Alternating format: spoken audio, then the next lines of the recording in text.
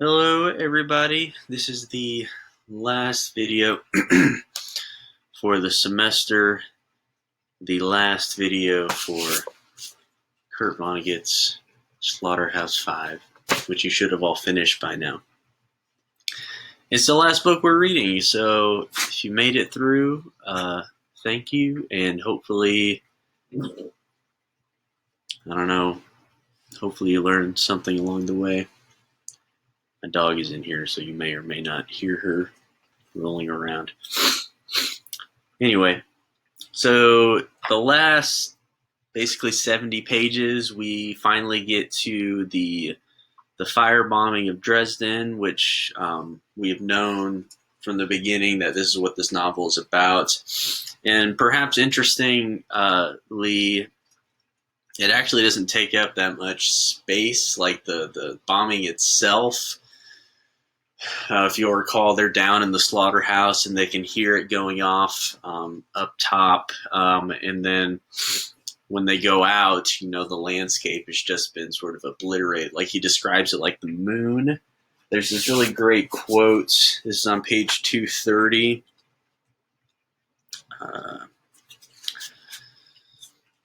Nobody talked much as the expedition crossed the moon. There was nothing appropriate to say. One thing was clear. Absolutely everybody in the city was supposed to be dead, regardless of what they were, and that anybody that moved in it represented a flaw in the design. There were to be no moon men at all. Okay, so, it's just a kind of, it was a massacre, and it's one of the things, one of the things this novel points out is, so Billy's recovering in the hospital, right? They think he's in a coma, but he's not. He's just doing his time travel thing. But this guy comes in, Bertram Copeland Rumford, who's doing a history, and he doesn't, no one's talked about the bombing of Dresden, despite the fact that we learn more people died in the bombing of Dresden than actually died from the bombs that were dropped on Hiroshima. And you get those little excerpts from the sort of the soldiers that are reflecting on it, but also the one where Truman is basically kind of defending the use of the bomb, which I think is interesting, while also kind of bragging about it. My cat is also here, so you may or may not see him. I left the door open. So the differing reports are actually really interesting because there's one quote in particular that sort of sticks with you. So this is from Air Marshal Sonby. It's on page 240. That the bombing of Dresden was a great tragedy, none can deny. That it was really a military necessity, few, after reading this book, will believe. It was one of those terrible things that sometimes happen in wartime. Hey, Victor. Brought about by an unfortunate combination of circumstances.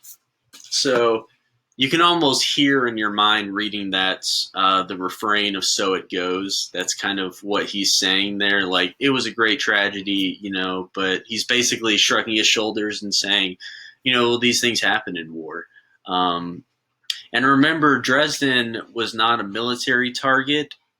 Prisoners were kept there, and it was basically just the city, where people lived, 130,000 of them at least. So very devastating loss. We get a lot more in this section about that sci-fi author, Kilgore Trout. Billy actually meets him, and he's a fan, and Trout is like surprised because he's never had any fans besides the Rosewater guy that wrote him the crazy letter, who Billy had met. And we get some discussions of some of the novels that Trout has written, and some of them are really interesting. One of them is actually sort of basically the plot of this book where Billy's kidnapped by the aliens and kept in a zoo. There's also one about some time travelers that go back in time to see Christ and to see if he really died. And if you recall, the time traveler brought a stethoscope with him, and when they pulled the body off the cross, he checked his heart to see if he was really dead, and confirmed that he had in fact died. And that might, if you think about it in relation to the other sort of Christianity, religious stuff, one of the things that the novel is sort of trying to get at, or at least trying to think about, is this idea of a distinctly human Jesus, one that participated in all of the kind of human things that humans go through, including death. And that discussion, it's in itself of, Christ, his humanity, and Christ, his divinity, like, it can get complicated theologically, but one, at least how Trout wants to imagine Jesus is as a distinctly human person. And in fact, there's that brief reflection where we learn that Jesus, the time travelers went back to see Jesus when he was a carpenter, and they're making, one of the things that he and his dad are kind of commissioned to make is a cross, for the Romans, and so just the implications of that, which is one of the implications, of course, is that humans, almost no matter what, are somehow involved with some kind of atrocity, even if you don't want to be or think that you're not. We sort of, especially if you're in this country and paying taxes, at least part of those taxes go to support our military, who are currently engaged in all kinds of conflicts, but also just companies that sort of contract with the Department of Defense and all these things. Vonnegut is very critical of that. In fact, in the very last chapter, the author interjects himself, and remember, he's writing in 1969, and this is like the third paragraph on page 268. So he's talking about all the bad, Robert Kennedy was shot, Martin Luther King was shot, and every day my government gives me a count of corpses created by military science in Vietnam. So it goes. And that's just a really sort of critical and pointed way of describing basically what he's talking about are like casualty reports, right? But account of corpses created by military science in Vietnam. So military science, of course, being not only kind of the sort of bombs that are created, these things that we think are kind of technologically innovative, but also just, weapons, right? Military science encompasses anything basically that is used to kill others. And so, again, it's kind of a brag in some ways. It's a numbers game, right? That's one of the things that kind of comes out as they're talking about all the casualties. And the last thing that the author says, which is important, he's talking about, people will assume, people are like population, people that predict the population are assuming that before the year 2000, there are going to be 7 billion people on the planet. I don't know if that happened before the year 2000. I don't know, but I know that now there are more than 7 billion people on the planet. But anyway, one of the last things the author says is on page 271. I suppose they will all want dignity, which I think is, those are the last, that's not the last words of the novel. The last words of the novel deal with the kind of excavation of Dresden, where they create corpse mines that were, people dug up the bodies basically. But the last words of the guy who's writing the book, who you can sort of read as Vonnegut if you want to, are about affording all of these people dignity, the 7 billion people that live on the planet. And I think if you look back at this book, that is one of the sort of concerns or themes of the book, is this idea of dignity, if it's even possible, in the wake of, the tragedy that happened. There's so many people in Dresden who are never going to have their story told because they were died. And Vonnegut was there, and this is him, trying to basically tell this story that, people tried to forget, or at least the military didn't talk about as much. And, whether or not there's dignity in what happened, Vonnegut would probably say no, but the people that were there, you feel for Billy a lot, you feel for Edgar, the people that he comes into contact with, even his wife Valencia, who we really didn't know much about at all, But there at the end, you start to feel for her because you learn that she did really care for Vonnegut, and she has this tragic death where she's trying to race to get to him, gets in a car accident, finally gets to the hospital and dies of monoxide poisoning. I mean, it's just really sad.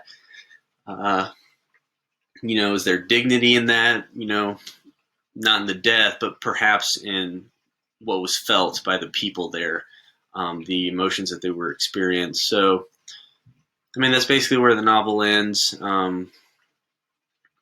Again, this is the only book that we read that dealt explicitly with war. Although thinking about in terms of like stories that were erased or dignity, you can think very much about Beloved and what Morrison is trying to do with that book, which is to restore dignity and to sort of try and give voice as much as possible to some of the people that died, to the millions of people that died.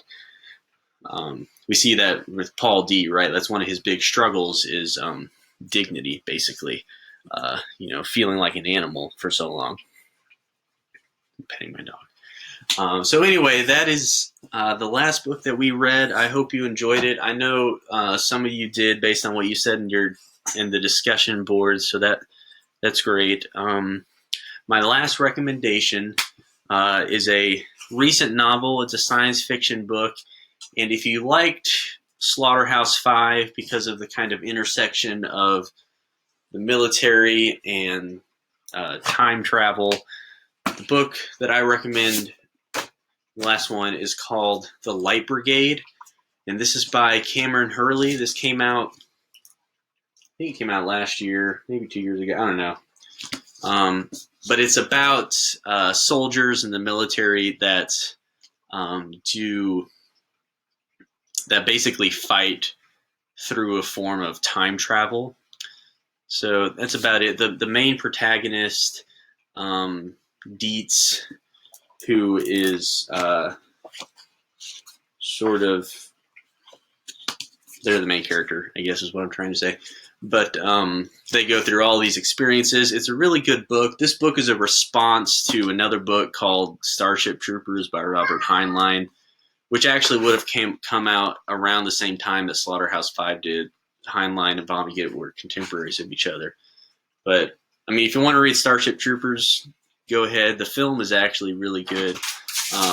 You don't need to have read it to read this book and enjoy this book. I really liked it. It's great. It's a really quick read. I mean, it's one of those that you get into it and finish very quickly.